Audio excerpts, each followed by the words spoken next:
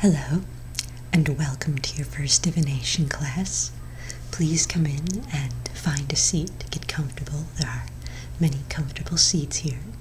I've also just lit a fresh stick of incense, so hopefully that will bring you into a more relaxed atmosphere, and messages from the future, of course, are much more easily received when you're in the right mindset, so the incense can help just release any wandering thoughts in your head and bring you into a more relaxed state of being. And the more relaxed state of being is much more conducive to receiving the messages about the future. So, yes, everyone just take a seat and get comfortable. Now, before we begin, I should tell you that books can only take you so far in my classroom. The ancient art of divination is something that is not available to everyone. You must possess the sight, and I regret to inform you that many of you simply will not. And if you don't possess the sight, no amount of book learning or wand waving is going to substitute for it. It's something that either you have it or you don't. And as I say, unfortunately, many of you will not. However, for those of you who are fortunate enough to have received the gift of the sight, you will learn many ancient techniques in this class to find out the answers to your greatest questions about the future. You will learn how to create your astrology charts. You will learn how to read tea leaves. You'll learn how to find the messages in tarot cards. You'll learn how to gaze into the future in the crystal ball. There are so many techniques available to those who have the sight. And of course, everyone can use these techniques a little bit. Everyone can enjoy playing with them and learning them for historical purposes, if nothing else. But if you do not possess the sight, then you will not be accurate in your predictions. And again, many of you will not possess the sight. It is a rare gift, and many of you simply will not have it. Now, before you will see your astrology book, because in today's class we will be learning astrology. Now, as I've already said, books can only take you so far in my class, but the astrology book before you will give you some of the basic things that you'll be learning about. Astrology, in particular, does have very specific charts and times of year and positions of stars and references and astrological events in the cosmos, which you will be reading about. These things do happen. Without the gift, you, of course, will not be able to know what they mean, but you can still learn about them, and by learning about them, you will also learn whether or not you have the gift to use them. So, in this class, you'll be learning about conjunctions and retrogrades, sun signs and moon signs, solar flares and rising signs, the moving of the stars, the houses, the changing of the seasons, because, of course, when the seasons change, so do the position of the stars. And that makes it very important to know, because if you want to accurately make your predictions, you must know where the stars are supposed to be. So please open your books to page 317, and we're going to start by designing your star chart for the month, so that way you can learn how to accurately predict what events will befall you this month. Okay, so if you're ready, the first thing we're going to start with is sun signs. Since this is something that most people are very familiar with, this is the zodiac that is used for birth charts, and most people know whether they're an Aries or a Pisces or a Gemini. Depending on what month they were born in, they will have one of these sun signs. And what this is depending on, where the celestial bodies were at the time of your birth determines your sun sign. And of course, these always repeat throughout the year, so they're always in the same place at the same time of year. So if you were born between certain dates, you will always have that as your sun sign. So why don't you go through your chart, mark down what your sun sign is if you don't already know it. You should have listed. If you don't know your birth date, then this class may not be for you. But as long as you know your birth date, go ahead and find your sun sign. Now that you've found your sun sign, I'd like to move on to your moon sign. Now your moon sign is a little bit different than your sun sign because your moon sign can change quite rapidly.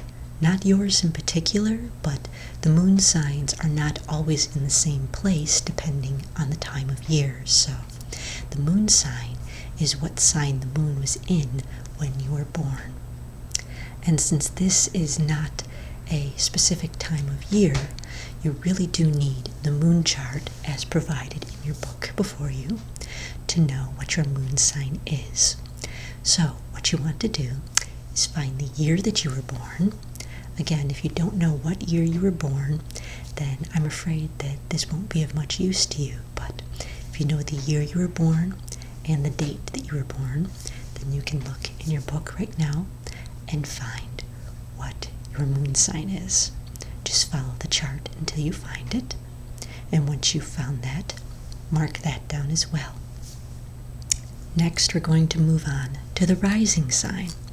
The rising sign is a very important sign because you will have traits of that as well, since it was the sign that was rising at the time of your birth. So you will need the chart in your book. Flip a couple pages ahead and you will find the chart to identify your rising sign. Just follow the columns. Again, this only works if you know your birth year, your birth date, and for this one you will also need to know your time of birth, since there could have been a different sign rising on the same day depending on what time it was. So follow the chart and find out what your rising sign is, and once you have that, be sure to write that down.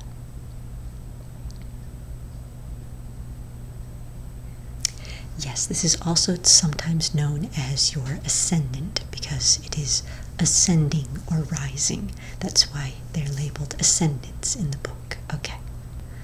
So now that you have your sun sign, your moon sign, and your rising sign written down, you want to find out what your Chinese astrological sign is.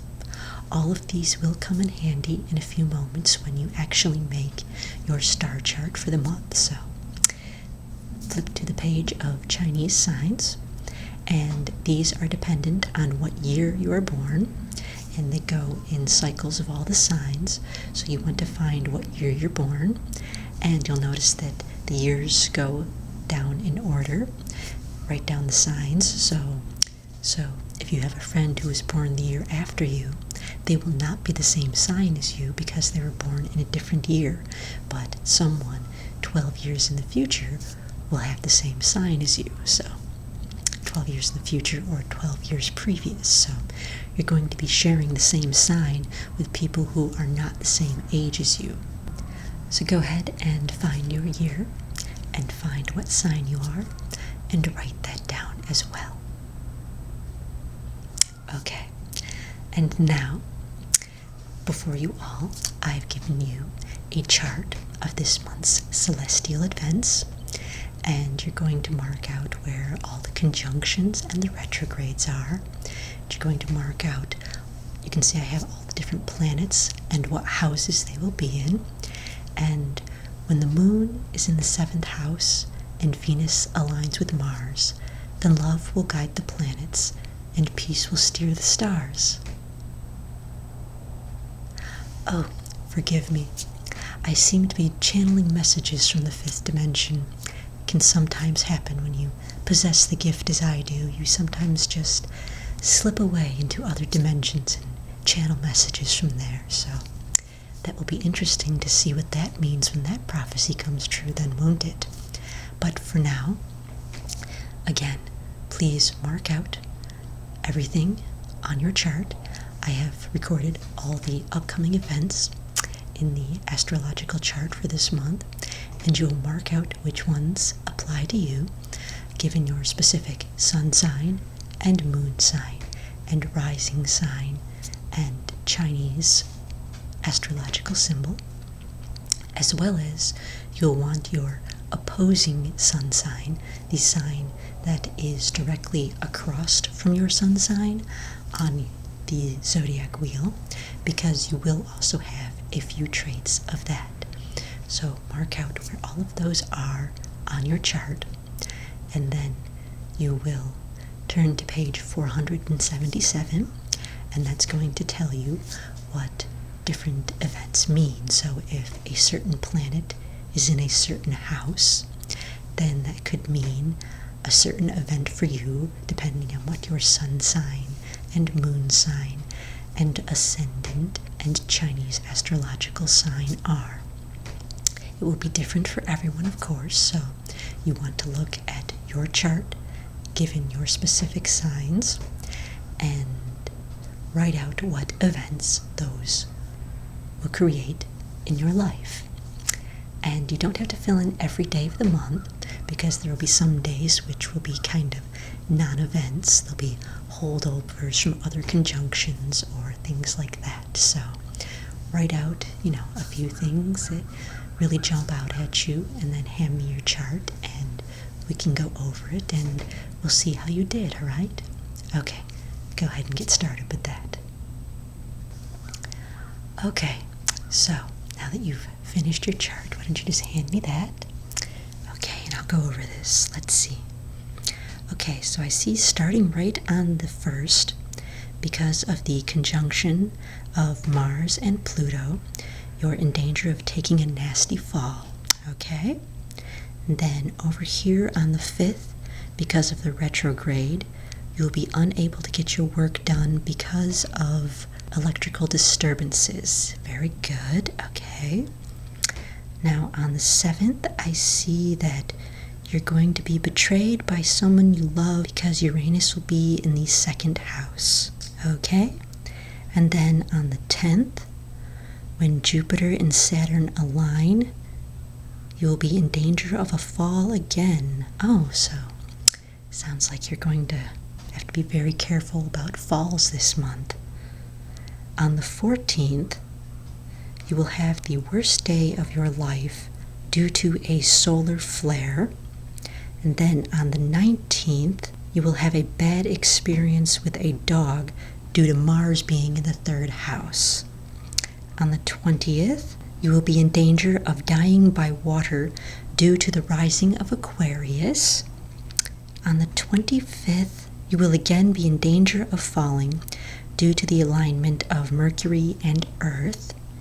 And then on the 27th, someone will lie to you and break your heart due to the conjunction of the outlying planets. And finally, on the 30th, you will end up with food poisoning because of the Mercury retrograde. Well, that's a very good chart. I do believe that you may have the gift, and it's clear that you're able to accept your fate for what it is. So I think that you would do very well to return to this class again. Your chart looks extremely accurate, and I'm very pleased that you're able to accept your fate and have the courage to write about it. So why don't you head back to your seat there as I check out everyone else's charts, and I do hope that you will return to this class for the next semester, because I think you will in fact excel at it. So very well done. Excellent chart. Oh, looks like we have one student who is not staying for the rest of the class. Oh dear. I wonder if I've said something that offended her. No matter. As I said, this class is not for everyone, only if you have the gift. So I hope that you have found this instructive, and I hope that you will come back again next semester, as well as next week, when we will be doing tea leaf reading. So why don't you all gather up your books and your star charts? Homework for the week is to do your star chart for the entire year. And while some of the events may be disturbing, it's always wonderful when you can have the courage to accept your fate and write them down. So that will be due in 3 weeks. Please bring your star chart back fully completed for the entire year. In the meantime, watch your step on the way out, and I will see you again next week. Have a lovely rest of your day.